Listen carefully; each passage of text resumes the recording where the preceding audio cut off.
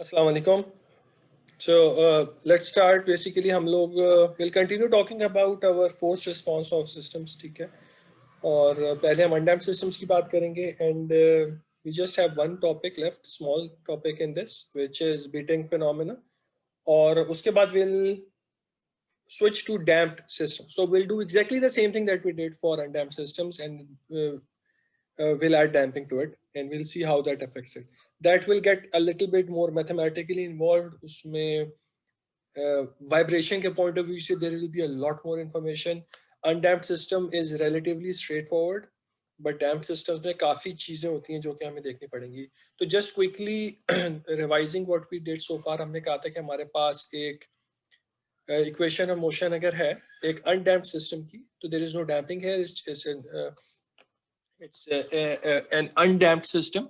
तो इस केस में what we have to do is we have to find out the forced response. So forced response निकालने के लिए the approach we take is we assumed a solution, particular solution इसको हम कहते हैं. वो उसको assume हम ऐसे करते हैं कि हमें जो भी फोर्स का फंक्शन जिस फॉर्म में होता है उसी फॉर्म में हम अपने सॉल्यूशन को भी अज्यूम कर लेते हैं. तो if my force is cos, then my solution is also cos. If my force is sin, then my solution is also sin. Magnitude of course change हो रहा है. फोर्स का मैग्नीट्यूड न्यूटन्स में F नॉट दिया हुआ है और displacement का solution capital X is of course in the units of length. ठीक है ना. तो this is what we know so far. उसके बाद हमने क्या किया था, हमने अपने सॉल्यूशन के डेरिवेटिव्स लिए थे. We plugged everything in and since this is a particular solution, the right hand side is not zero, so we are not setting the characteristic equation equal to zero. So instead we just find out x. तो अगर ये homogeneous solution निकालना होता है तो right hand side को हम zero ले लेते हैं. Homogeneous solution is the free response. ठीक है. तो अभी हमारे पास right hand side पे force है तो it's no longer response. और हमारे पास सिर्फ हमने x कैपिटल X की वैल्यू निकाली, उसमें हमने डिनोमिनेटर में k को कॉमन लेके ऊपर मूव कर दिया. तो this becomes a static deflection which is a deflection when the force is not dynamic, यानी फोर्स एक कांस्टेंट फोर्स अगर अप्लाई हो रही है तो this will be the deflection of the spring. जाहिर है F इक्वल्स टू kx होता है तो x becomes F not upon k, that we are calling delta static. Denominator में हमारे पास एक टर्म आ गई which is non-dimensional. So this denominator is non-dimensional, 1 minus r square. ठीक है. R is the ratio between the force frequency and the natural frequency of the system.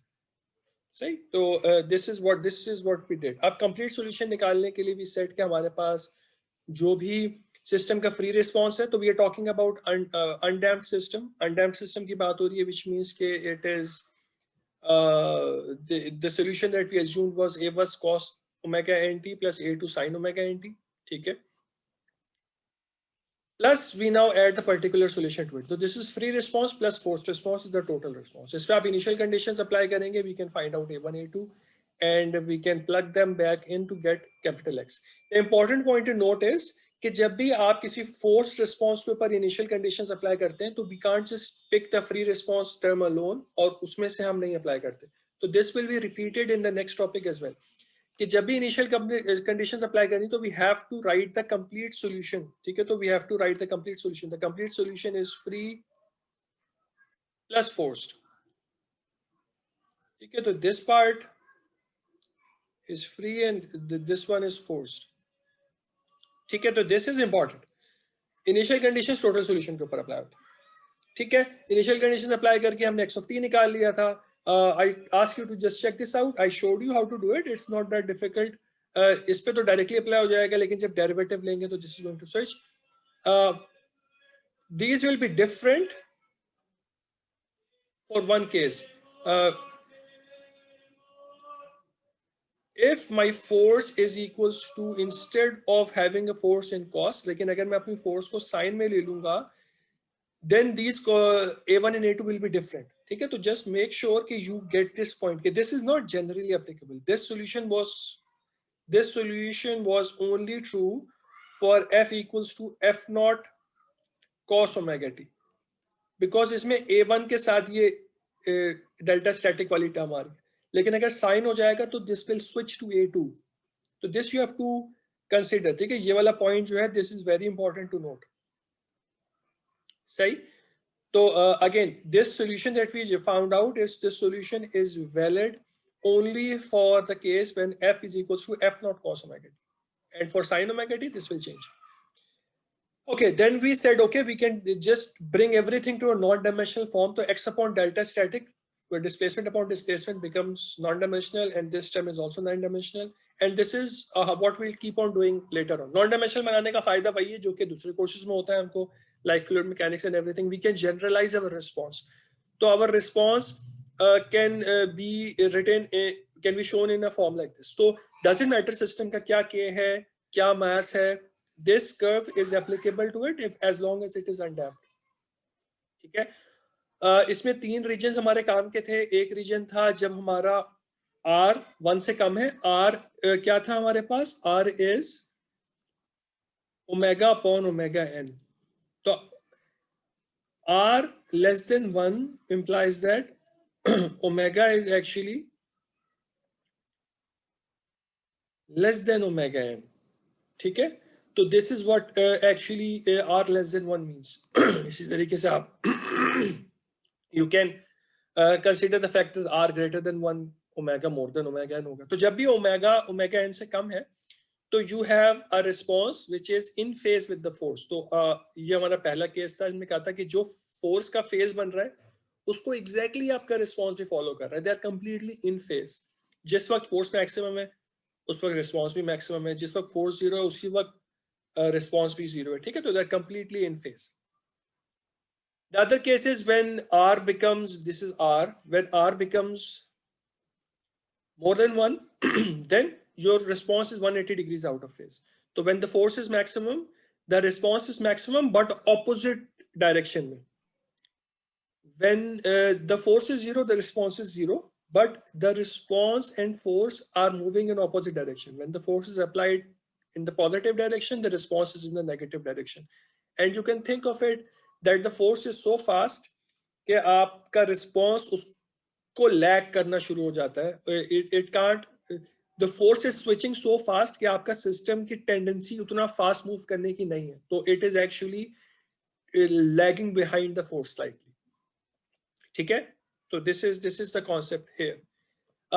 ये हमने we looked at this mathlet as well, हमने इसको देखा था, और इसमें you can also play around with this, try to set omega and omega n which are very far apart, play around with the amplitudes until you get a response like this. This will actually what is this? This is basically when two of the waves जो आपके पास है, एक आपके पास response free है, एक forced है। जब आपके पास omega upon omega n r is less than 1, and हम इसको इस पर्टिकुलर के लिए हम कह रहे हैं कि omega is actually very small compared to omega n. तो जब ओमेगा बहुत कम है तो ओमेगा का टाइम पीरियड बड़ा हो गया, तो this is the time period, right. तो this is the time period 2 pi upon omega. तो ओमेगा वाला टाइम पीरियड जो है फोर्स रिस्पॉन्स का, that is so large that आपका free response is just like small fluctuations in this large time period. The same thing can happen here. जब आपका free response का time period बहुत बड़ा हो गया तो this is now C, this is omega n, और ऊपर वाले केस में it's simply omega.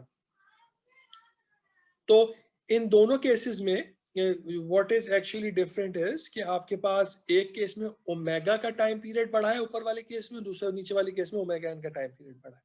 दूसरा वाला जो आपके पास रिस्पॉन्स होता है फ्री या फोर्स में से, तो इस केस में omega is very large compare to omega n. तो जो जिसका टाइम पीरियड बड़ा होता है तो दूसरा वाला is like small fluctuations on that larger wave, ठीक है, उसके ऊपर फ्लक्चुएशंस की तरह बिहेव कर रहा होता है। Again this we talked about already. Resonance की हमने बात की थी, वी सेड के in the case of resonance you have a response which is given by the last line here, this is in the case of resonance x of t, and this is a linearly increasing response. So amplitude is linearly increasing, which means that your system doesn't just fail when the system starts to resonate. It just doesn't immediately, it doesn't fail, but if you leave it there, it is eventually going to fail because the amplitudes will try to be larger and larger and larger until your system fails because of high stresses and fatigue, ठीक है।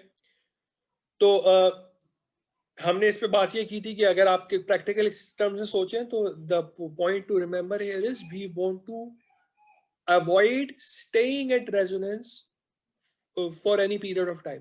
We will of course need to pass through resonance when, for example, आप machine को start कर रहे हैं, stop कर रहे हैं. You will always need to pass through different resonant points in machines, but you don't want to linger on those resonant points. You want to quickly pass through them so that your system doesn't get enough time जिसमें उसका amplitude बहुत ज़्यादा बढ़ सके. That's the point.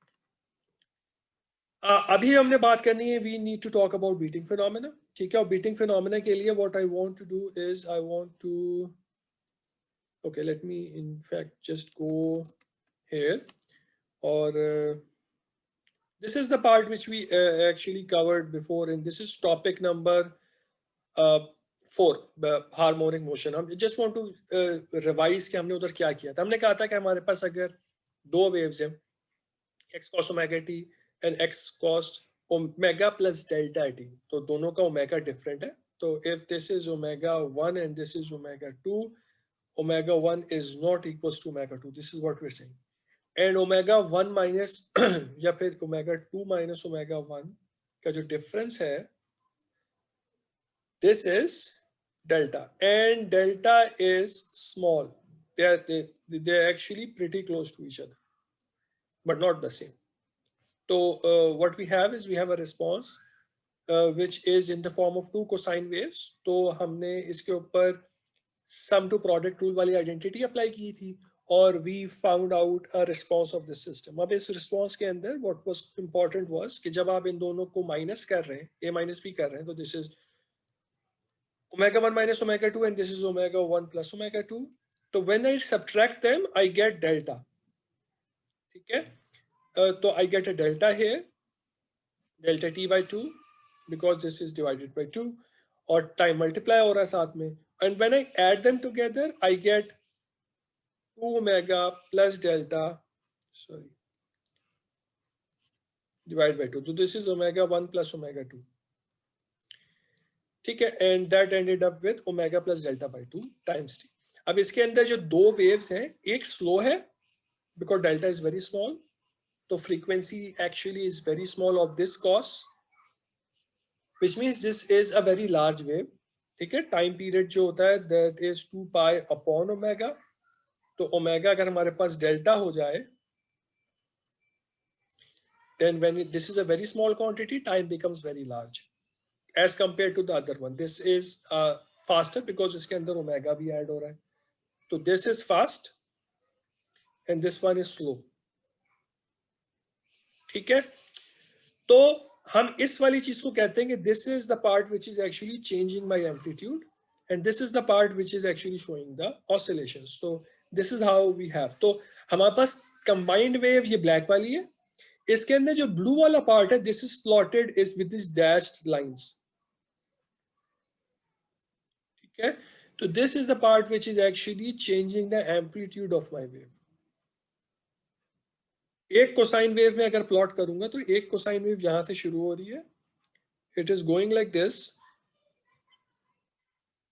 And it will end when I reach the exact same point as my starting point. तो this is one cos wave. एक cosine wave के अंदर आपकी कितनी बीट्स प्रोड्यूस हो रही है? दो बीट्स प्रोड्यूस हो रही है because this is beat number 1 and this is beat number 2. ठीक है, तो अगर आपकी फ्रीक्वेंसी इस कोसाइन की, कोसाइन मेरा क्या था, कोसाइन मेरा cos डेल्टा टी था, तो इसकी फ्रीक्वेंसी क्या है? इसकी फ्रीक्वेंसी है डेल्टा.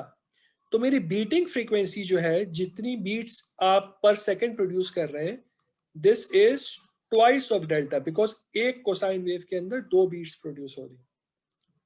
ठीक है, सेम चीजें हमारे पास अभी आ जाएंगी, इसी वजह से मैं इस पर टाइम स्पेंड कर रहा हूं because this is going to just help us relate our undamped system response to this thing. वो बहुत easily you're going to pick it up. Beating period भी इसी तरीके से निकालना होगा आपको. ठीक है, आपकी जो beating period is the part which is पूरी वेव का पीरियड ले रहे हैं, लेकिन बीटिंग फ्रीक्वेंसी जो है आपकी हमारे पास is twice of that. Sorry, एक मैंने गड़बड़ कर दी. This is actually delta by 2 क्योंकि हमारे पास यहाँ पे डेल्टा बाई 2 आ रहा है, तो this has to be delta by 2, I am sorry, ठीक है। तो दिस, तो the cosine is actually delta by 2t, तो it becomes, the frequency becomes delta by 2, beating frequency becomes delta. तो बीटिंग आपका जो टाइम पीरियड है that is delta upon 2 pi, सही है, 2 पाई अपॉन डेल्टा, बिकॉज आप complete period को frequency से डिवाइड कर रहे होते हैं, तो जो भी आपका कंप्लीट टाइम पीरियड होता है उसको आप फ्रीक्वेंसी से डिवाइड करते थे। आपकी बीटिंग फ्रीक्वेंसी डेल्टा थी तो मैं डेल्टा से डिवाइड कर दिया, and the frequency becomes delta upon 2 pi. तो हर्ट्ज में निकालना चाह रहे हैं तो टाइम को इन्वर्ट कर दिया था हमने, दैट्स इट। आप इसको 2 pi f is equals to omega से भी सोच सकते हैं, तो मेरा ओमेगा इज डेल्टा, तो my frequency becomes delta upon 2 pi. तो you can think of it this way as well, सही। So just keep this in mind and let's switch back to the part where we actually have our response. So let's just go back to that one.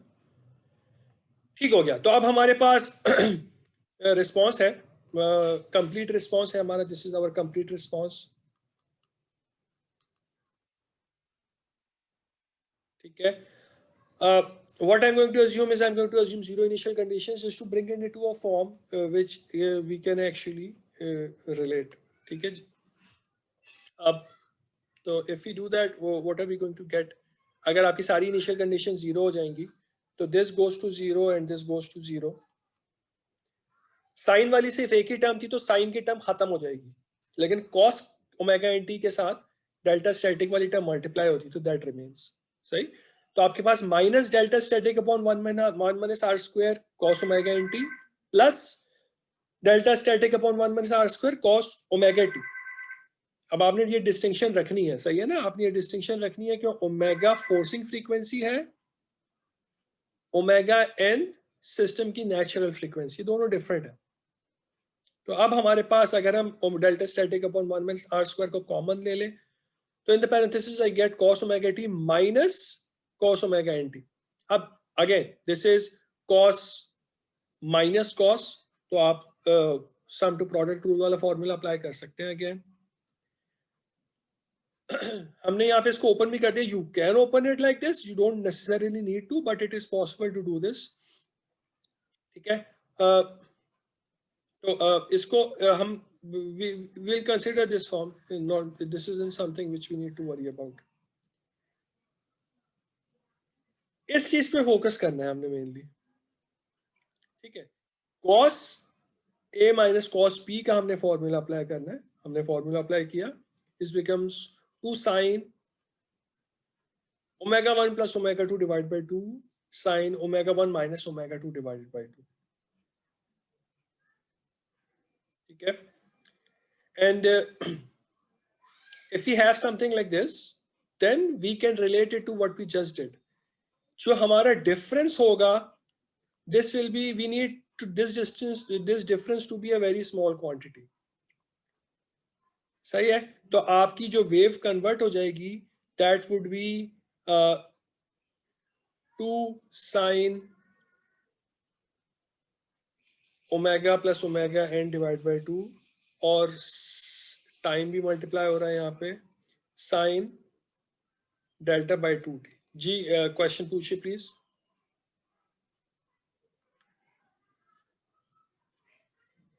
Somebody raised a hand. If you need to ask a question, please go ahead.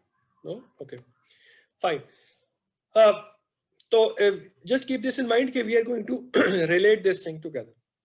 Difference सिर्फ ये हम कह रहे हैं कि इस topic के अंदर बुक में भी उन्होंने डेल्टा की जगह पे एप्सिलॉन यूज किया, तो वील कीप यूजिंग दैट, ठीक है। तो we'll what we are going to do is we are going to say that हमारा जो डिफरेंस है we are going to actually assume this thing equals to 2 epsilon, ताकि हमारे जो 2 डिनोमिनेटर में आ रहा है वो कैंसिल हो जाए, सही। This is what we want to do.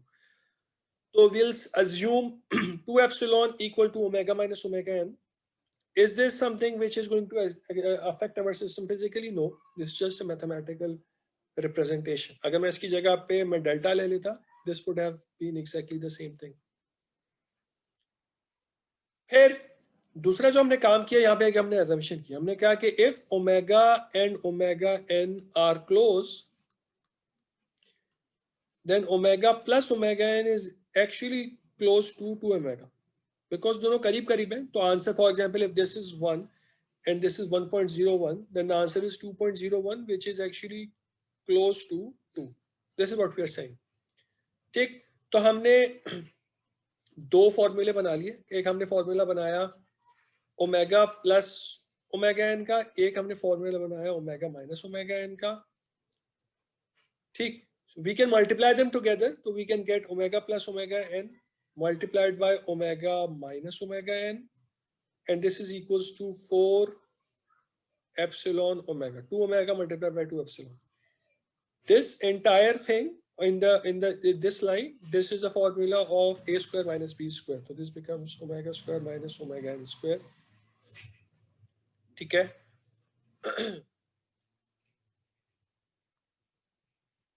This thing we want to replace, जो यहाँ पे आ रहा था ना, इसको हम replace करना चाह रहे थे सिर्फ, तो इसका हमने फॉर्मूला निकाल लिया. सही. The point mainly जो चीज अभी लेके हमने जिस पे फोकस करना है, it is still in the parenthesis. This is what is actually causing the Betting phenomenon. सही. ओमेगा प्लस ओमेगा एन की जगह हमने 2 ओमेगा रिप्लेस कर दिया, ओमेगा माइनस ओमेगा एन की जगह हमने 2 एप्सिलॉन रिप्लेस कर दिया, 2 से 2 कैंसिल हो गया, you end up with 2 sine epsilon t sine omega t. सही है. अब what's crucial here? The crucial point is कि आपके पास जो स्लो वाली वेव होती है, that causes a change in the amplitude. तो हमारे पास जो रिस्पॉन्स आएगा, response will be in an envelope like this. Remember कि अब हम साइन की बात कर रहे हैं, तो साइन 0 is 0. पहले हम यहाँ से स्टार्ट कर रहे थे कॉस के लिए, बिकॉज कॉस की वेव 0 पे 1 होती है, बट अब हम साइन की बात कर रहे हैं. ठीक है. तो actual response goes like this.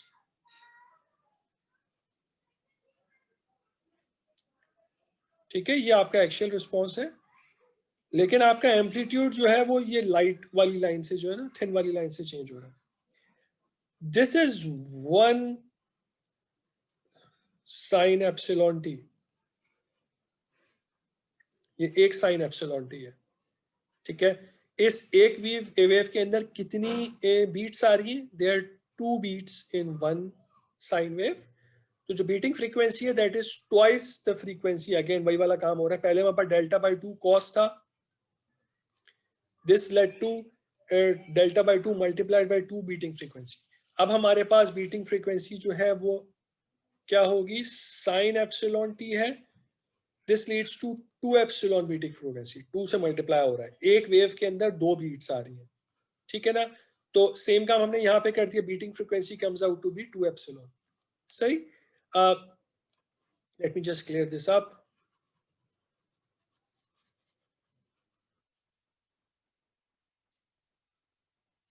सारी चीजें लिखी हुई हैं. All of this is already written.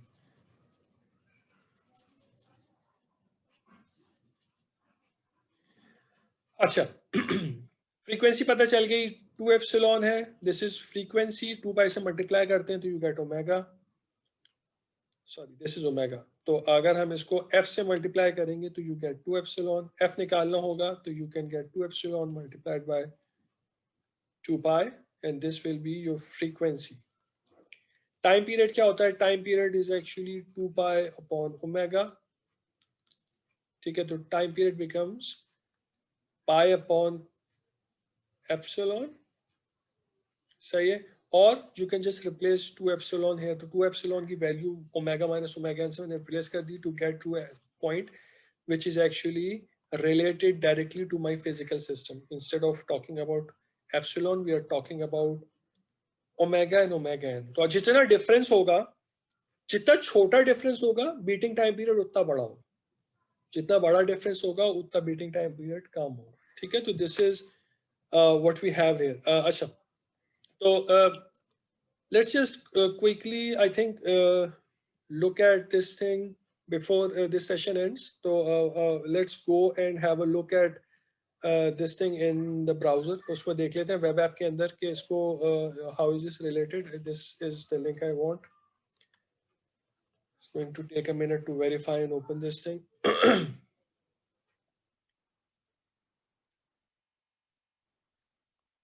We did look at this before. पिछली क्लास में हमने इसको देखा था, but I just want to do this again.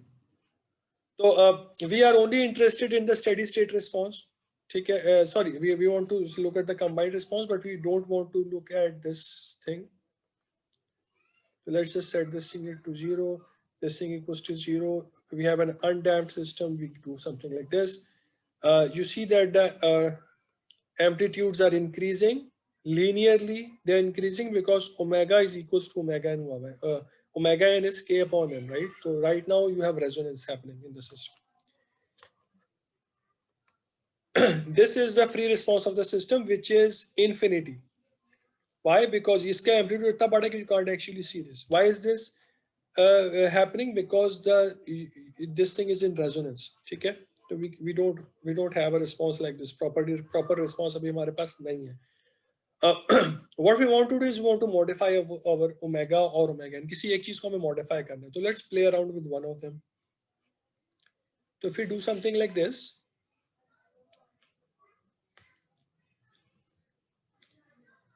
and let us increase our time period, we see that we start to see beating phenomena. अब मैं सिर्फ ये time period, जिसमें कोई system change नहीं हो रहा, सिर्फ मैं time period बढ़ा रहा हूँ, ठीक है? And if I reduce this difference, I see that a single beat is taking a longer time. जितना मैं इसको करीब करता जा रहा हूँ, omega n remember मेरा 1 है, तो जितना मेरा omega n करीब हो रहा है, उतना ज्यादा मेरा beating time period आ रहा है, और जितना ये difference बढ़ता जा रहा है, उतना मेरा beating time period कम होता जा, उतनी छोटी beats आती जा रही. A point will come when the difference is so large that I stop seeing any beats. So I have stopped seeing any beats. So this is just a random sort of addition हो रही है, लेकिन इसको beating phenomena नहीं कह सकते. The difference is not too much. So they still need to be close to each other, like this. ठीक है? But जितना करीब होते जाएंगे, उतना ज्यादा आपका beating time period होता जाएगा. ठीक है? So this is what we just talked about. You can play around with this thing and see the different responses. Now see, अब मेरे पास system का free response आ रहा है. So transient response is a free response, and see there is no initial condition here. There is no initial condition, but मेरे पास free response आ रहा है. ठीक हो गया? और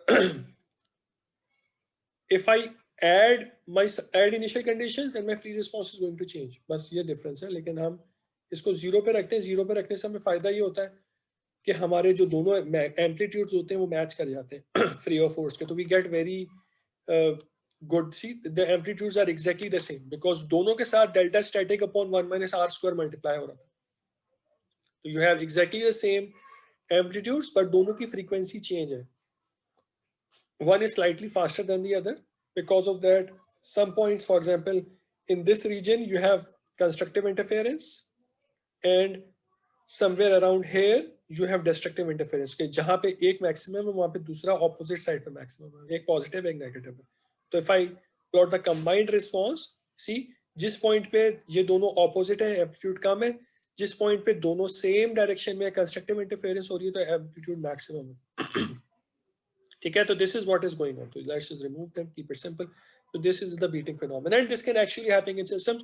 You must have seen this thing happen. You must have experienced this in actual physical systems, especially in cars or things like that. There's sometimes the vibrations appear in the form of beats.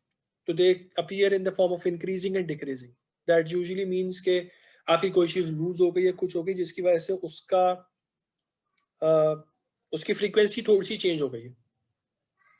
And there are two different vibrations in the system. दोनों slightly different frequencies पे हो रही हैं, and they are enforcing and destroying each other randomly. So whenever you feel a vibration is changing in, so for example, कोई sound आ रही है किसी machine से, की गाड़ी से, and it is changing in time, उसकी amplitudes, जो sound के noise levels हैं, increase decrease हो रहे हैं, physical mechanical vibration जो आपको feel हो रही है, उसका amplitude कम ज़्यादा हो रहा है. इसका मतलब है कि कोई दो different vibrations है system के अंदर जो इंटरैक्ट कर रही है, और उसका वजह ये होती है, एक तो जनरल आपकी इंजन की वजह से गाड़ी में वाइब्रेशन आ रही होती है, something loosens up, something changes its natural frequency, कुछ भी हो सकता है. That could be a, for example mount engine का है, वो ब्रेक होना शुरू हो गया है, बिकॉज ऑफ दैट आपकी नेचुरल फ्रीक्वेंसी उस पूरे, उसका माउंट ब्रेक हुआ, उसका मतलब है के चेंज हो गया, के चेंज हो गया तो आपकी नेचुरल फ्रीक्वेंसी चेंज हो गई. कोई और पार्ट है which was rigidly connected था, but उसके connections lose होना शुरू हो गए,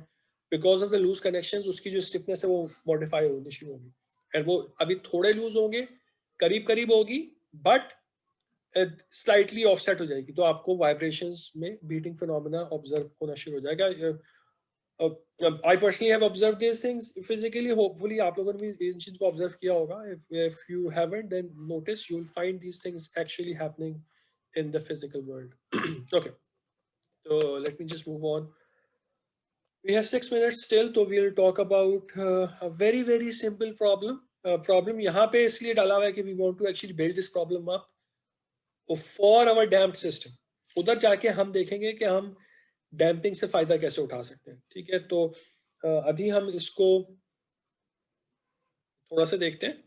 एक बहुत ही सिंपल प्रॉब्लम होगा, but this consider this to be sort of one part of a problem which will be completed in the next topic. ठीक, तो प्रॉब्लम यह है कि we have a reciprocating pump. उसका वेट हमें पता है. Weight, remember, this is not the mass, this is the weight, तो you have to divide by g to get the mass. And this problem is in आपके जो imperial units के अंदर है, तो the G will be 32.2 feet per second square. Just make sure you have something, you have those basic concepts. आपको याद, of course you know them, but याद होनी चाहिए. And it is mounted in the middle of a steel plate. Thickness plate की दी हुई है, width दी हुई है, length दी हुई है, सब कुछ पता है. clamped on both edges, और यानी fixed beam की तरह behave कर रहा है. और because of this pump, the plate is experiencing a harmonic force which is this much. अब right now we are not considering कि इसमें कितना unbalance था, और उस unbalance को classify हम नहीं कर रहे. वो 2-3 टॉपिक के बाद चीज आएगी. We are just at this point saying कि ठीक है, इसमें unbalance है, and because of that unbalance there is a force acting on the plate, and that force, we already know the magnitude of the force, and that force is 50 cos 62.832 t pounds. force हमें पता है. ठीक है. What do we want to do? We want to find the amplitude of the forced vibration of the system. Only the forced vibrations. We want to find out कि system का जो steady state response होता है, वो वाला part जो forced वाला होता है पर्टिकुलर सॉल्यूशन का, उसका जो मैग्नीट्यूड होता है कैपिटल एक्स, वो क्या है. That's the job.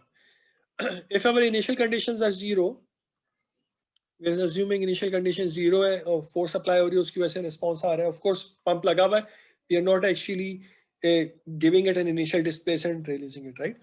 एक तो काम हमने ये करना है, सिस्टम का के निकालना है. के का फॉर्मूला, ऑफ कोर्स ऐसी कोई भी सिचुएशन होगी, I will provide you the formula. ठीक है, फिक्स बीम है, उसका के का formula I provided to you. E पता होगा आपको, गिवन होगा सब कुछ. यहाँ पे मैंने शायद लिखा हुआ नहीं है, but it will be of course given to you. Length हमें पता है, I b h cube by 12 होता है. All of that we can just plug that in. Steel का हमने ई पिक कर लिया, ठीक है, but in a setting where you don't have access to this, you can, I will provide you all of this. I का formula apply कर दिया, ई apply कर दिया, we find out what is k. ठीक, ये हमारा रिस्पॉन्स होता है जो हमने इक्वेशन पिक कर ली अपनी एक्स की. This is a very very basic problem, और अभी हम इसको इसलिए करना चाह रहे हैं because we are setting it up to actually how we can reduce this amplitude in case of if we want to add some damper to it, how much damping we would need to add in the system in order to reduce this vibration by a certain amount. ये problem हमारी इस तरह हमने करनी है, तो वो design की डायरेक्शन में लेके जा रहे हैं प्रॉब्लम को. अभी हम उसको सिर्फ सेटअप कर रहे हैं. बेसिक सा फॉर्मूला है, के पता है, एम पता है, ठीक है. आपने, हमने सारी चीजें प्लग इन की. प्लीज मेक श्योर कि आपको यूनिट्स वाली कन्वर्जन्स में आप कंफर्टेबल हैं. I will not assess you mainly on British units, I will assess you on SI units. ठीक है, तो उसमें You need to be comfortable with that. For example, where this 12 comes up, you need to see this. Please go and check कि conversion कैसे हो रही होती है weight to mass in British systems. और हमारे पास क्योंकि बाकी units हमने satisfy करने, we need an inch here, तो we need to satisfy our units as well. ठीक है? तो हमारे पास feet में आ रहा था अगर कुछ, तो we need to somehow convert it into inches as well. तो feet per second square से we had to go to inches per second square. ठीक है? तो all of this you need to be aware of what is going on. सब कुछ plug in किया है. There is not a lot going on here, but आपने capital X निकाला. This will be the amplitude of the force vibration if I just apply this force on this beam itself. कोई damper नहीं है, undamped response है, उसमें ये response आ रहा है. ठीक है? So we'll continue talking about this in a bit, but the session is about to end. So please rejoin so that we don't end our discussion in the middle. Okay, so please rejoin. I'm ending this call.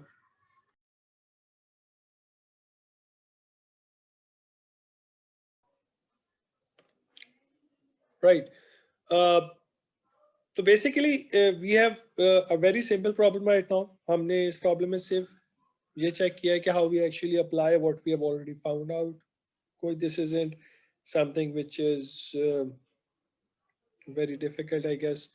But we are going to utilize this information in the next topic, and we'll say this. We'll say that I want to reduce my vibrations by 75%.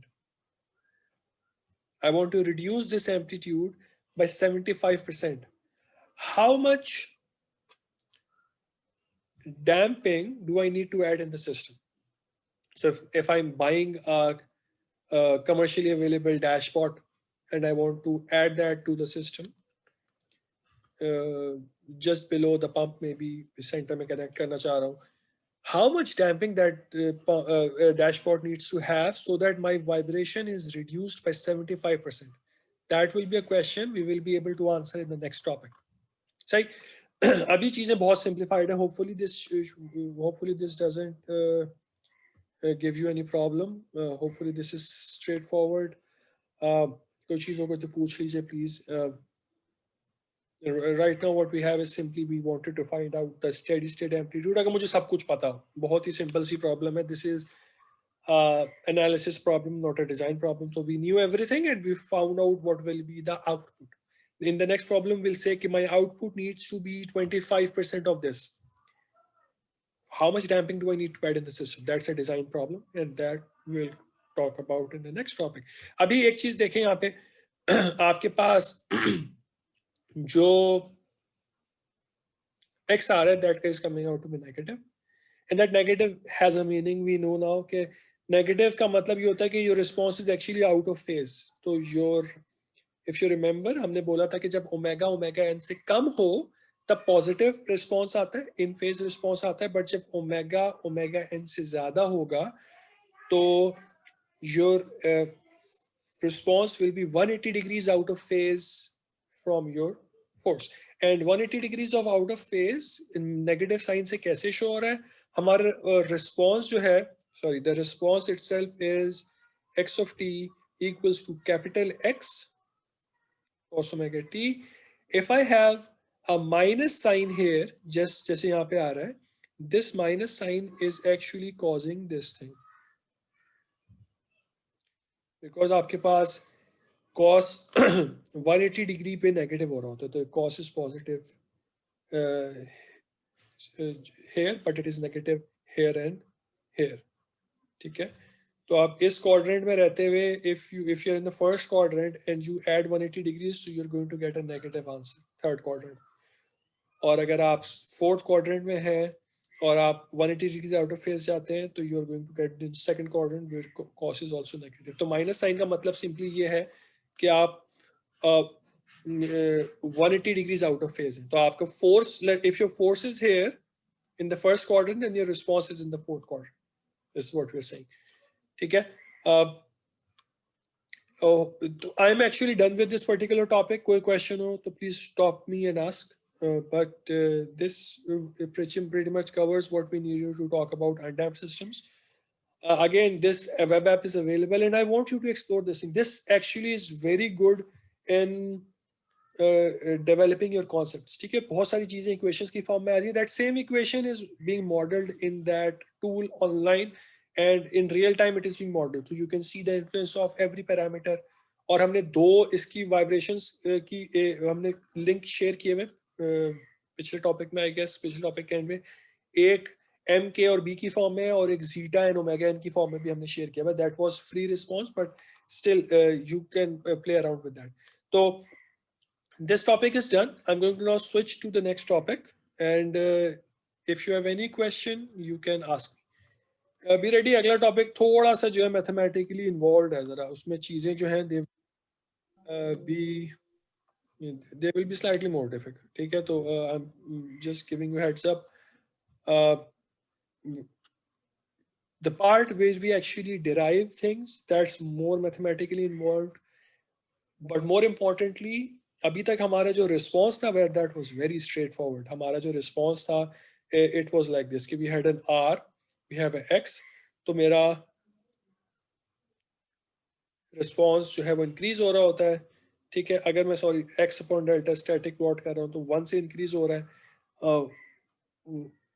At R equals to 1 you have infinity, और दूसरी side इससे ज्यादा पे you have a negative. This is the response we had so far. Now what we are going to do is, first of all, instead of plotting the negative sign, we are going to start talking about the magnitude itself, just without the sign. So the response right now for us, अगर मैं इस तरह plot कर रहा हूँ तो this is the response we have right now. ठीक है, we are not talking about the phase 180 degrees out of phase को हम नहीं देख रहे. तो हम हमारा response बहुत simple है. As I add damping to the system, things are going to change drastically. बहुत चीजें change होनी शुरू हो जाएंगी, and this sort of curve will still be there, but it will have a lot more information for us to understand and capture. And we are going to go through it step by step. एक point को हम detail में देखेंगे. So this topic is a pretty big topic as far as the amount of info I'm going to provide to you. So topic number 10. Viscously damped system, single degree of freedom hai, under a harmonic force. So the force is not changing. We have the same force, F naught cos omega t. But now we have added damping to the system. In this topic, we are going to find the response. Okay? Force response निकालना है. We want to distinguish between the same thing, जो हमारा free response, transient response, steady state response और total response क्या होते हैं. Instead of calling it a free response, now we are calling it a transient response, and we'll see why. ठीक है, we'll talk about why this transient का मतलब होता है temporary. It passes, it stops after a while, and you can guess pretty much why this is, because in case of damping, जो free response था उसमें एक negative exponential की term लगी हुई थी, तो it dies out after some time. ठीक, तो we're going to talk about that, and then we are going to talk about the magnification factor and the phase angles and their relationships to damping and to the frequency. Magnification factor, if you remember, is this quantity right here. This is the magnification factor. Okay, and now we are going to make sure that we are talking about an absolute form जिसकी बात करेंगे. और क्योंकि हम magnification phase angle को अलग से discuss कर रहे हैं, we are going to talk about a phase angle and see how that is changing as I'm changing my damping, as I'm changing my frequency. That's the basic idea. So let's move on. System damped है, force apply कर रहे हैं. We know now very pretty much instinctively you can write the equation of this thing is mx double dot plus cx dot plus kx equals to 0 होता था. Instead of that we now have equals to f of t. Okay, so mx double dot plus cx dot plus kx equals to our f of t. Force is the same as the last topic, कोई change नहीं आ रहा force. What happens due to damping is कि आपका जो solution होगा, damping slows your system down. ठीक है, एक inherent system के अंदर additional resistance to motion आप डाल रहे हैं, and because of that our response will be out of phase, not completely out of phase but not in phase. किसी angle, कोई phase angle बीच में आएगा response के और force के. and response will lag the force, यानी जो force होगी वो आगे होगी, response पीछे पीछे आ रहा होगा, ठीक है? तो response slow होगा in terms of the phase angle from the force. तो हम response को ऐसे लेंगे कि in undamped case we took x cos omega t and then we had a negative sign if it was 180 degrees out of phase. Up we are introducing the phase angle within the solution. ठीक हो गया? So what we want to do now is we want to see if we have something like this कि हमारा response slow है, that is why we have a minus sign here. कि हमारा minus sign आ रहा है phi के साथ, तो this means कि this is going to lag behind the force. We want to see how we can actually solve this thing. Previously our job was to only find x. Now we have two jobs. We have to find x as well as phi. ठीक, amplitude and phase angle है आपके response की, x and phi. सही, तो this is going to be not easy. Let me just say that right off the bat, this is not going to be an easy job finding this thing. I'm going to share a solution here which is done using trigonometry and और मैं भी यहाँ पे live ये करूँगा कि I'm going to try and solve this thing using our complex exponential things as well. I want to attempt that as well. मैंने इसको बैठ के अपने पास कर भी लिया था ताकि I have some reference. Okay. तो just first of all करना क्या है, वही वाला काम करने से पहले भी किया था कि सॉल्यूशन लिया, उसको अपने इक्वेशन के अंदर प्लग इन कर दिया. ठीक, previously this was easy because we had no damping. तो हमारे पास सिर्फ एक टर्म थी जो कि मास के साथ आ रही थी, सेकंड डेरिवेटिव, और एक एक्स के साथ आ रही थी. Because it was a second derivative I started with x cos omega T. First derivative लिया तो साइन हो गया था, सेकंड डेरिवेटिव लिया तो फिर से कॉस हो गया था. And because of that we were able to separate it out, because हमने मास वाली टर्म में से और के वाली टर्म में से कॉस ओमेगा टी को कॉमन ले लिया था, दोनों साइड पे कॉस ओमेगा टी को कैंसिल करा दिया था, एंड इट वाज इजी. अब we have the sine term in the middle as well. हमारे पास sin भी आ रहा है, cos भी आ रहा है, तो it won't be as straightforward as the previous case. ठीक, तो when I take the derivatives and I plug everything in, this is the equation I get, and I'm going to do all of this. I just want to give you a heads up कि हमारा answer क्या आ रहा है. The complete solution is coming up. इस अगली slide में पूरा solve भी हुआ है, और and I'm going to do that live as well. This is the solution we are going to get. We are going to find out what is x and what is phi. ठीक है, तो हमारी दो jobs थी. We had to find out x and phi, and if we say कि अब ये हमने कैसे कर लिया, because we have a single equation and we had two things to find out. How did we do this? So we did it by comparing the coefficients of cos omega t and sin omega t on both sides. That's what we have done. ठीक है, तो let's see what's the basic idea, and just take your time to understand this thing. It might seem overwhelming immediately because बहुत सारी चीजें, but instead of just showing you, let me just go to that. Let me just solve it real time में मैं solve कर लेता हूँ. That would be probably a much more. Let me just add a new section here. Let's just add it right here and I can delete this later on. Okay. तो हमारे पास equation क्या है? हमारे पास equation है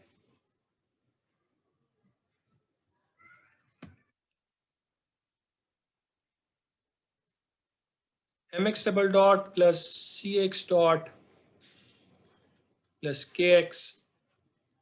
Let's just go full screen. Equal to f naught cos omega t. We are assuming a solution x, and this is the particular solution xp. ठीक है, xp है. We are assuming the solution to be, let's just write it a little bit more clearly, x cos omega t minus five. Please do note कि जो frequency है particular solution की, it is still the same. जो forced solution होता है that is at the frequency of the force, ठीक है। If I assume this thing then my first derivative is going to be what, cos का derivative minus होता है omega t का derivative से, ओमेगा बाहर आ गया तो minus omega x sine omega t minus five, ठीक है। And I take the second derivative, एक और ओमेगा बाहर आ गया, साइन का डेरिवेटिव प्लस कॉस होता है तो माइनस साइन इज रिटेन्ड,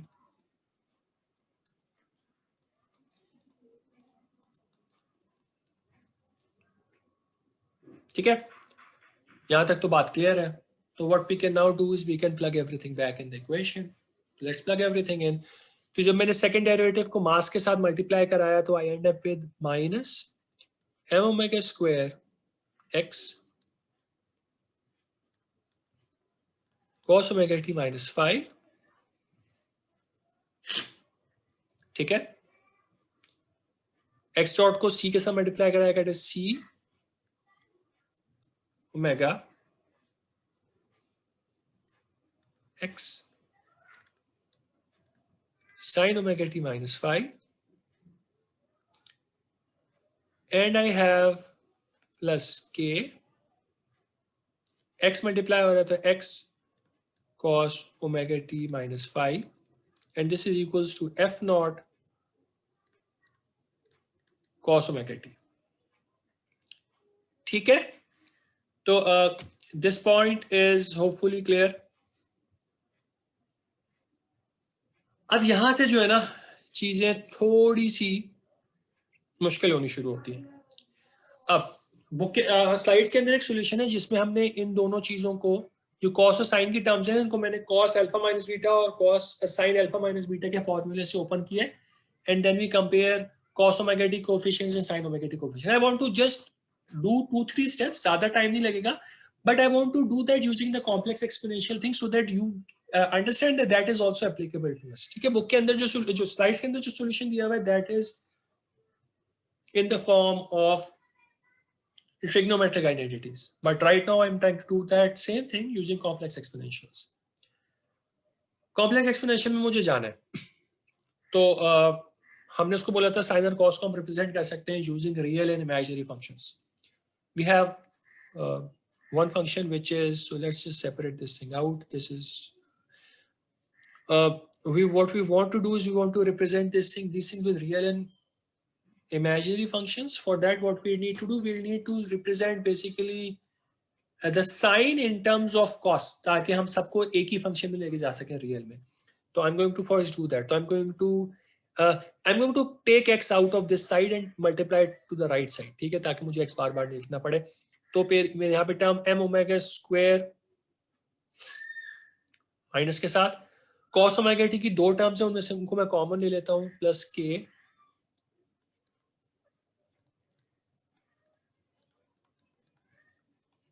ठीक है। और मेरे पास सी ओमेगा आ रहा है, उसके बाद में साइन मल्टीप्लाई हो रहा है।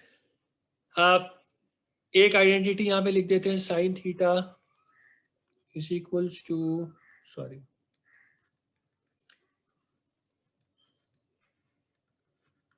Theta minus pi by 2 sorry plus it becomes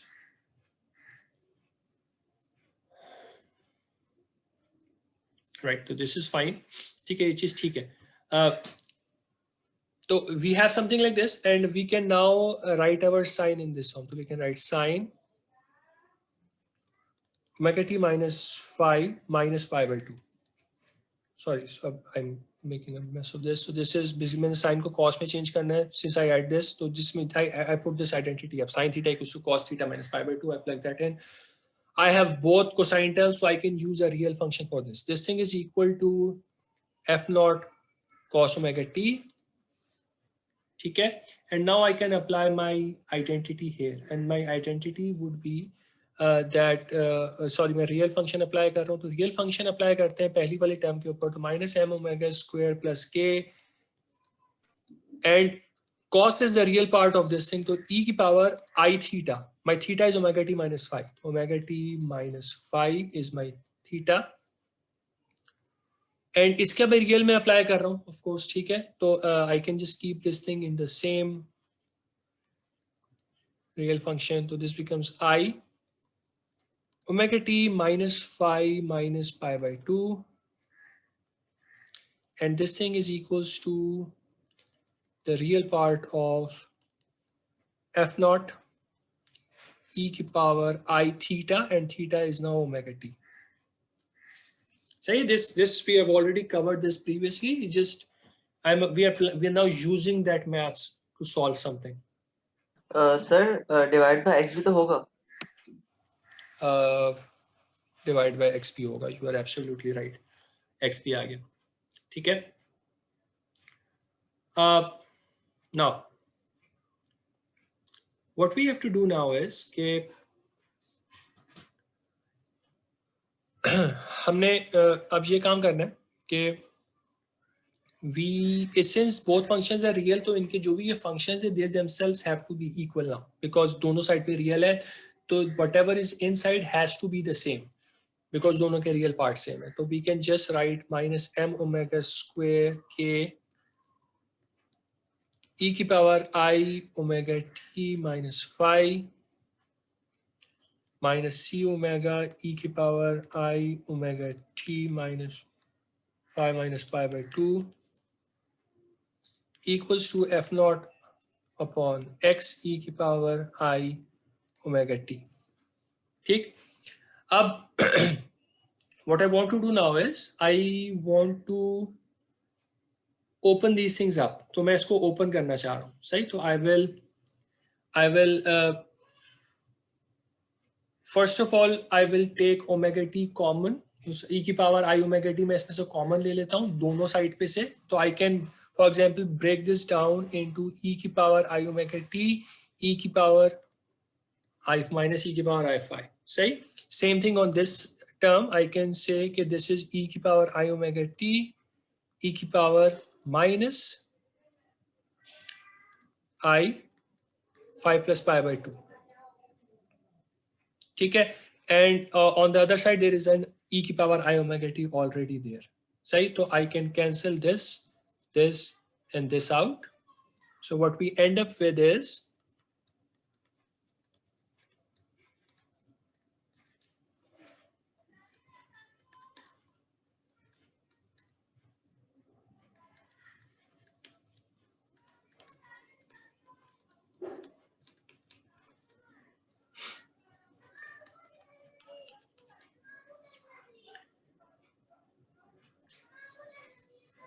okay. After this, what we need to do is we need to open these formulas up. ठीक है. हमें इन formulas को open करना पड़ेगा using the identities which we already know. सही. जो हमें identities पता है हम उन formula से इनको open करना चाह रहे हैं. तो let's try and do that.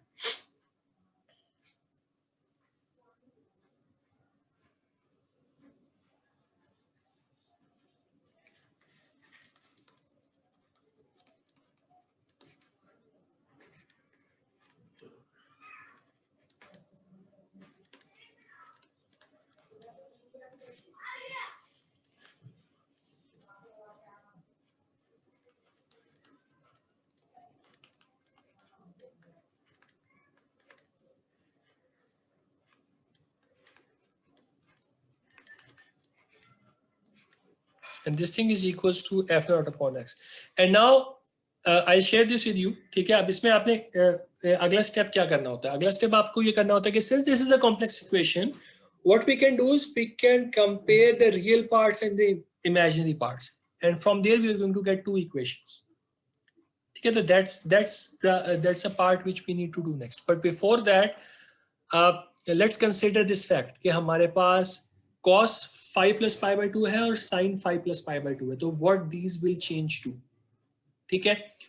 तो if we consider this thing, तो हम इसको इस तरीके से देखते हैं कि हमारे पास अगर एक क्वाड्रेंट की फॉर्म में देख रहे हैं तो फर्स्ट क्वाड्रेंट के अंदर cos is negative, sin is cos and sin both are positive. Second के अंदर sin पॉजिटिव है, cos नेगेटिव है.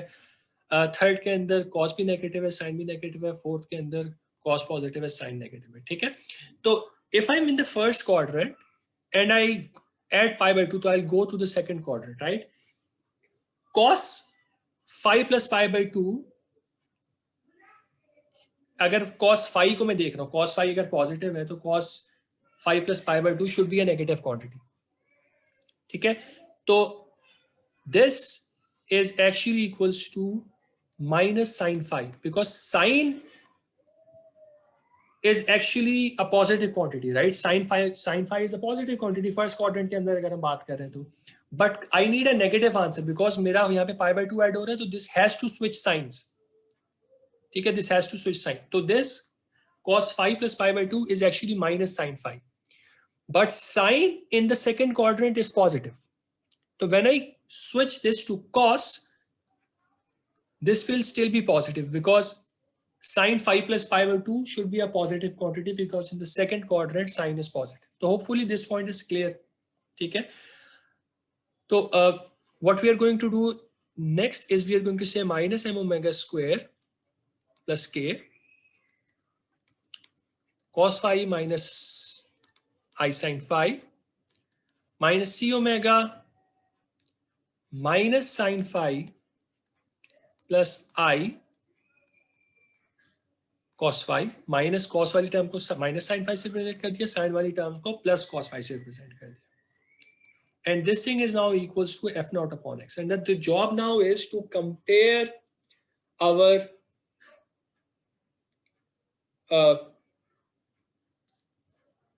basically we have to compare the real parts and we have to compare the imaginary parts.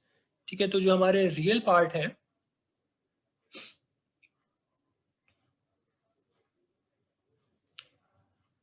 एक चीज मैंने यहाँ पे miss की है, that there was already a minus sign here, so this has to be negative. ठीक है. If we now see this thing, तो what we end up with is कि जब मैं real part को compare कर रहा हूँ, तो real part को compare करने से I get m omega square plus k cos phi. Second term से it is minus minus plus. And on the right hand side is also a real term. Then I get the first equation. ठीक है. Second equation मैं देखना चाह रहा हूँ. Second equation के लिए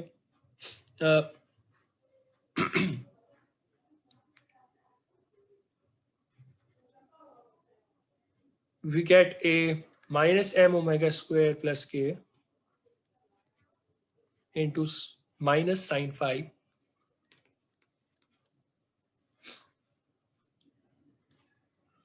ठीक है, minus minus plus, so we get c omega cos phi and this is equal to 0. ठीक है. So we get two equations, 1 and 2. They are both independent of each other because they are both the real part and imaginary part. So real और imaginary आपस में independent होते हैं parts. ठीक है. And now we need to actually solve our system using this equation. ठीक. अब you can probably figure out one of the solutions directly, and that is coming from the second equation, and think about what we can find out from the second equation very easily. You did something similar in the assignment as Sir, well. We can find 5. We did something very similar in the assignment as well, right?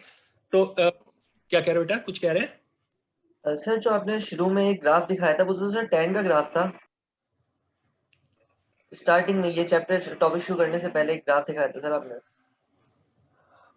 Yes, I remember. R और x upon delta static वाला, right? जी सही कह रहे हैं आप. But हम उधर हम लोग हमने ये प्लॉट किया था, tan की तरह का था. ठीक है. We did not plot tangent theta, we plotted this thing, but this thing gives a similar type of response. बिल्कुल उसी तरह. But this is 1 upon 1 minus r square. ठीक है. This is not हमने इसको we are not plotting tangent theta, we are plotting 1 upon 1 r square. सही. अच्छा, tangent phi is equals to what? Tangent phi is equal to c omega divided by k minus m omega square लिख देते हैं ताकि positive वाली term पहले आ जाए, and this leads to my phi equal to tangent inverse c omega divided by k minus m omega square. ठीक है, तो tangent phi आ गया. अब ट्रिक है, अब जो अगला स्टेप है, there is a trick involved and you don't pick this up directly. This actually takes a moment to get, because इसके लिए अगर मुझे भी if I did not know the answer, I would not have arrived at that conclusion to do that. But since I knew what I needed to get, I was able to figure that out. Equation 2 को हम ये पहले कह सकते हैं कि we can say that minus m omega square plus k in sin phi, this is equal to c omega cos phi. एक तो हम ये वाली बात कर रहे हैं, तो let's call this 3. modified form नहीं है, but this is something. हम अगला काम ये करना चाह रहे हैं कि हम अपनी जो इक्वेशन 1 है इसको स्क्वायर कर देते हैं दोनों साइड्स को. तो if I square both sides of equation number 1 to have minus m omega square plus k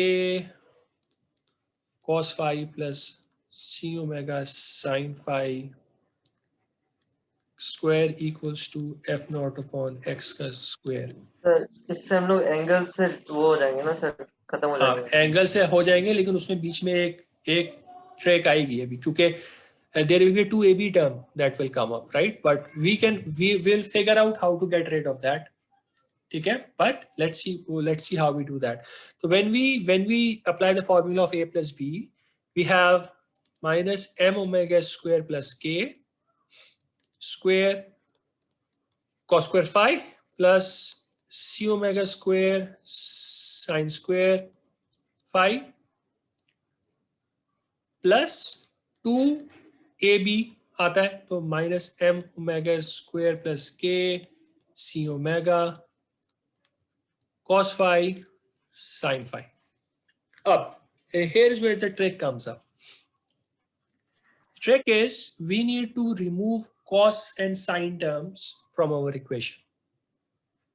ठीक, और हमारे पास cos square की एक जगह टर्म आ रही है और sin square की एक जगह टर्म आ रही है. If I can bring a sin square term with minus m omega square plus k का होल स्क्वायर, अगर मैं इसके साथ एक sin square की टर्म मुझे मिल जाए, एक और टर्म मुझे मिल जाए, तो I can take this coefficient common or sin square plus cos square will become 1. Same thing here. If I can get a cos square term here, then I can do c omega square common and cos square plus sin square will become 1. And for that we'll use this thing.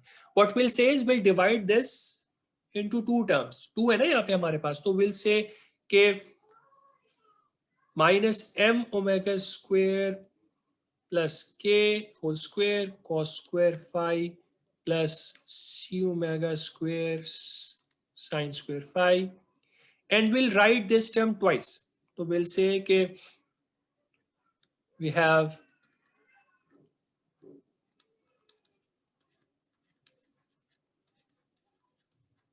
cos phi sin phi, and we'll repeat this term again, and I'll tell you the reason why in a minute. Just let me write this thing and I'll tell you why I'm doing this.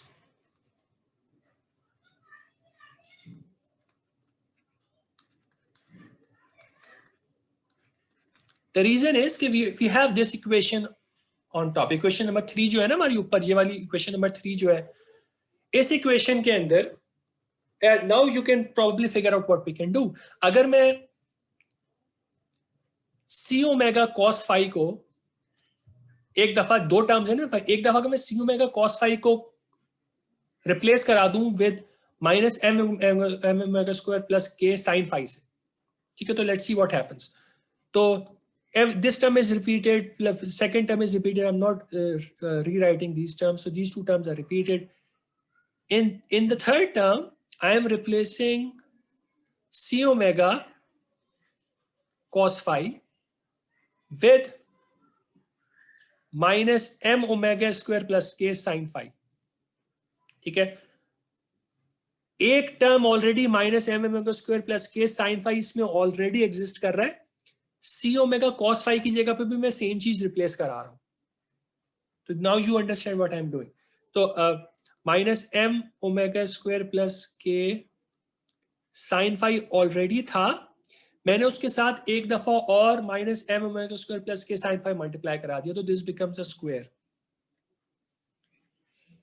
The second time around, I repeat the same thing, but I replace m omega square k plus k and this sin term. तो मैं minus m omega square plus k sine phi को replace करा रहा हूँ c omega cos phi से.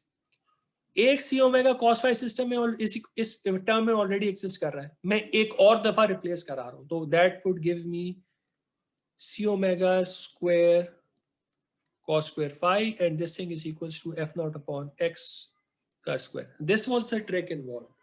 ठीक.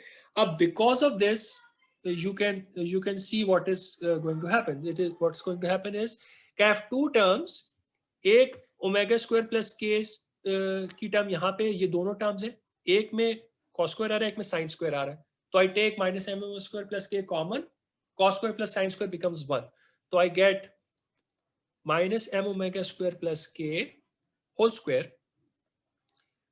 parenthesis के अंदर cos square plus sin square equal to 1 मैंने कर दिया, I'm not rewriting that. ठीक. And same thing with c omega.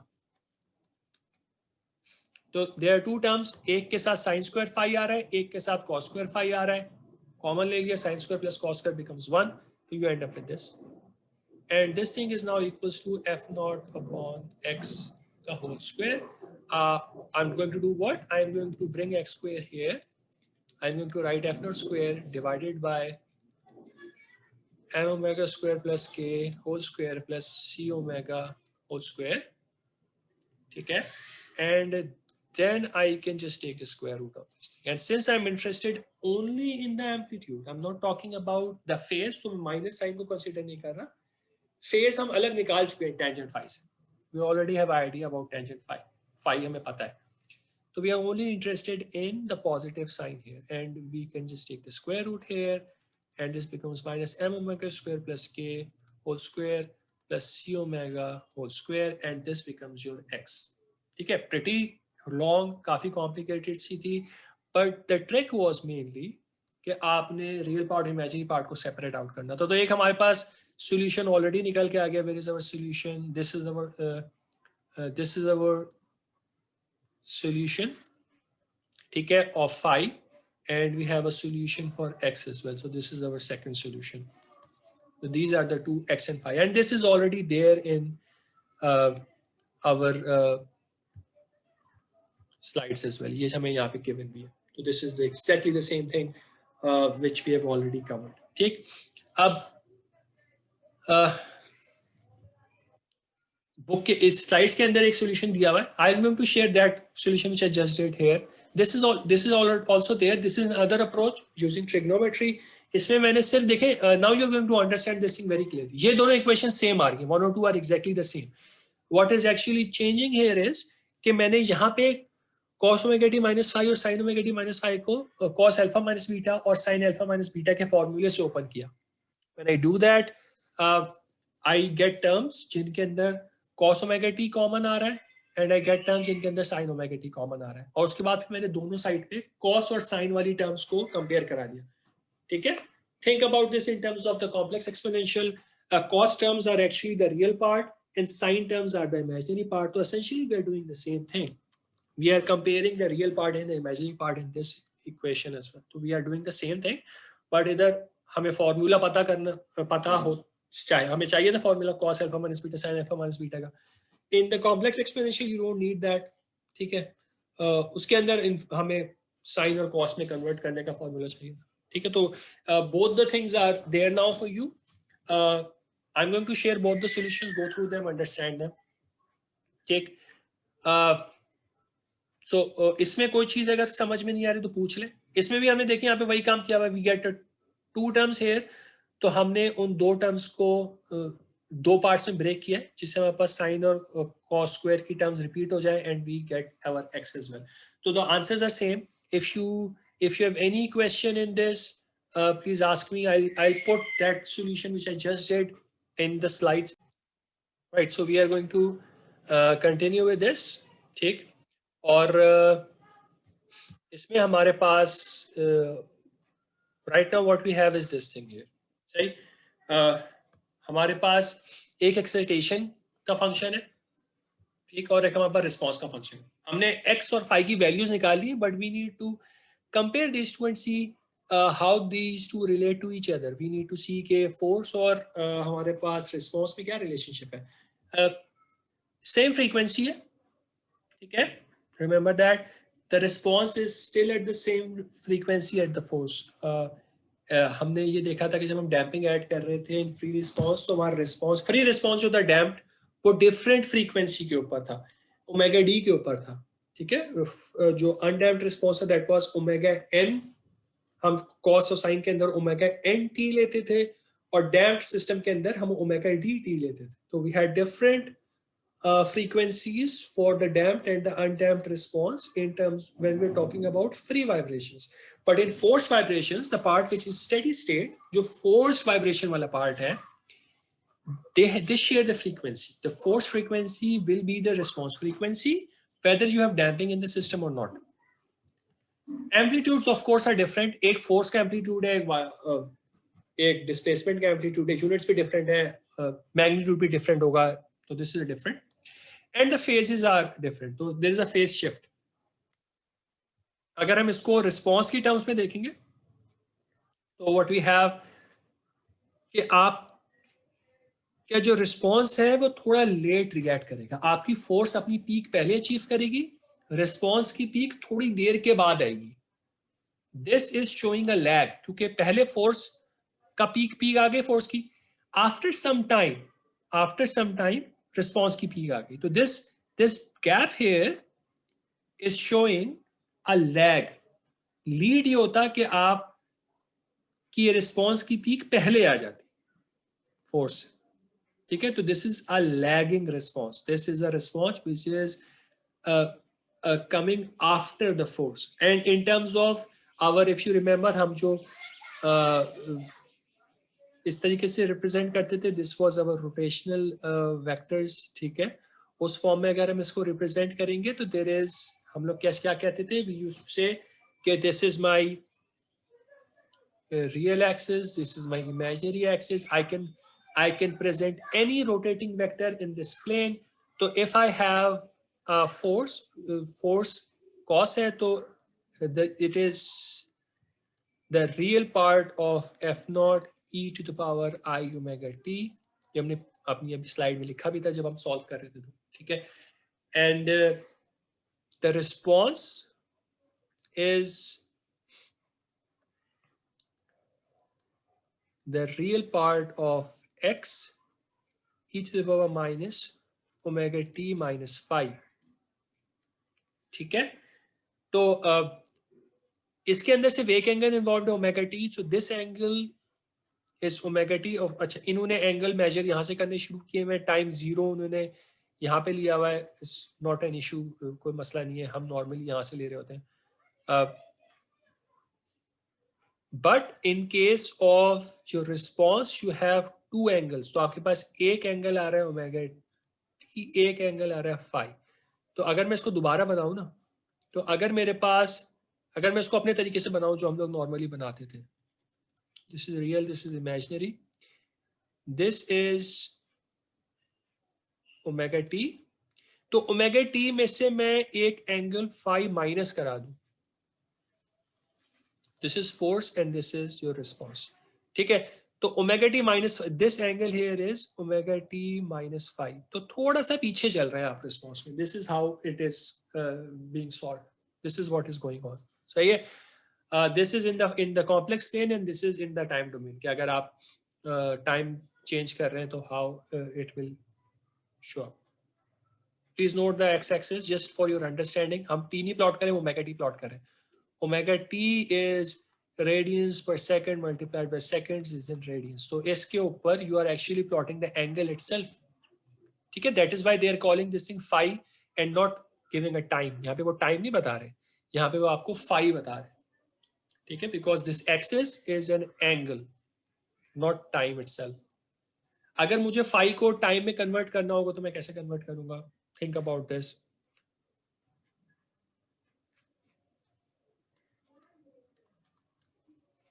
तो अगर मुझे इसका टाइम निकालना होगा, फाई का कितना टाइम है, तो this will be phi divided by omega. जिस ठीक है, तो अगर मुझे इसी चीज को in terms of time axis plot करना होगा तो मैं फाई को ओमेगा टी से कन्वर्ट कर सकता हूं into a time period as well if I want to. But right now in the figure that is given here, this x axis is an angle. ठीक है, that is why we are able to represent phi directly on this graph. सही है। Will do थोड़ा सा काम और है and after that we are going to stop and continue in the next class. और वो काम ये है कि we want to non-dimensionalize this thing just like we did in the undamped case. Undamped case में हमने क्या किया था? हमने we converted into this form, and we want to retain our variables. We want to have delta static in our system, in our equation. We want to have R in our equation. C की जगह we would prefer zeta.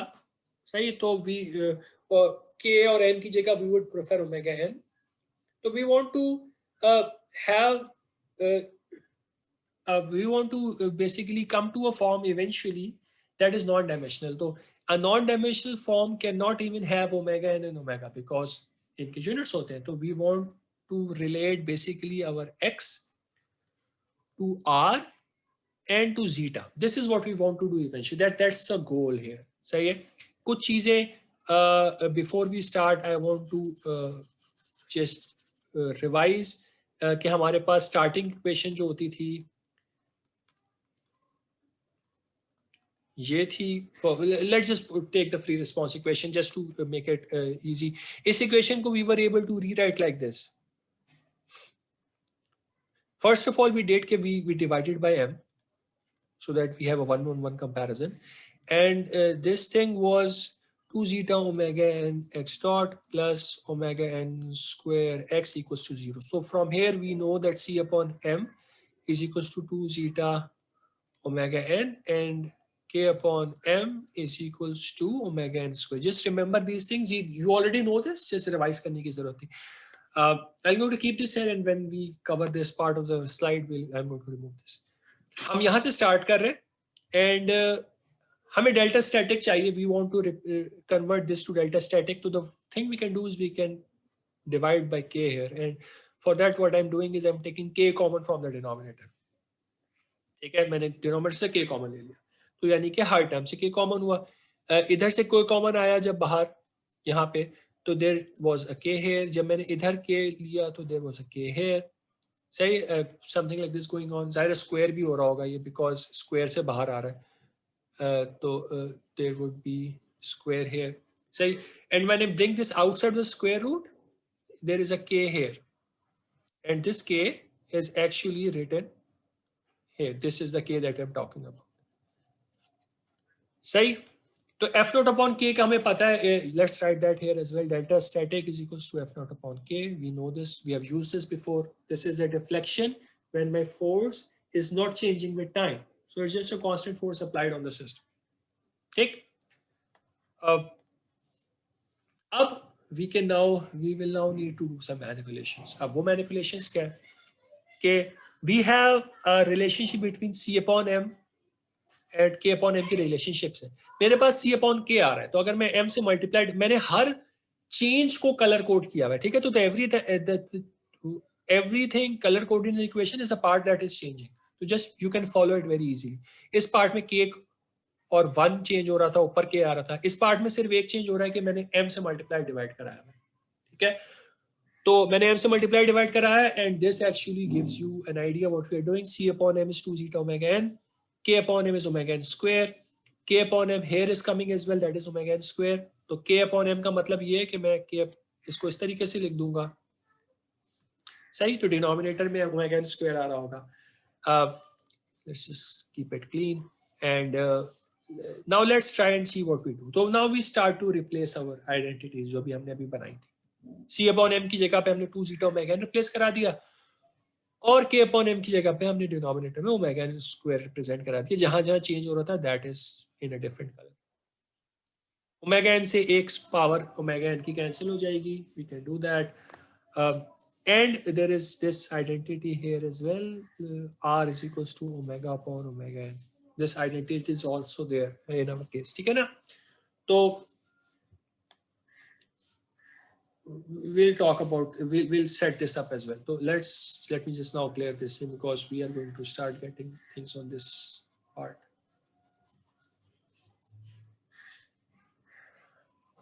Okay, it's in the middle.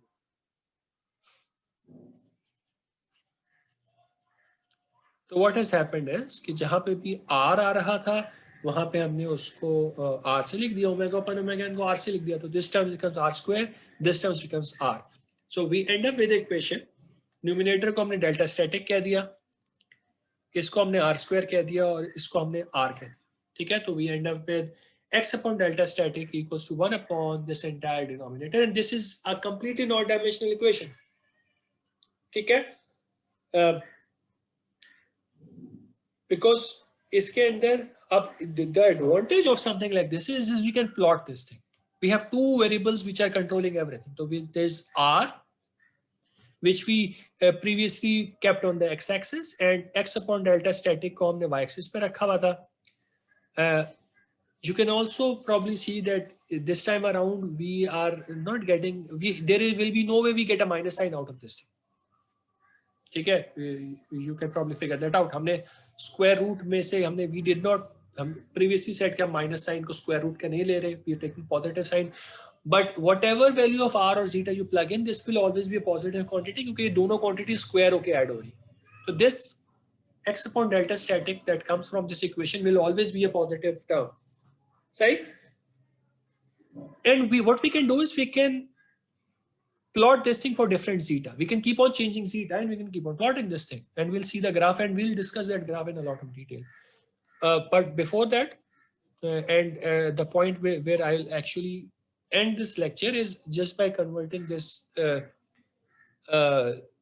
phase angle thing to the non-dimensional form as well. And after that, I'm going to stop and we are going to continue in the next lecture. ठीक है, तो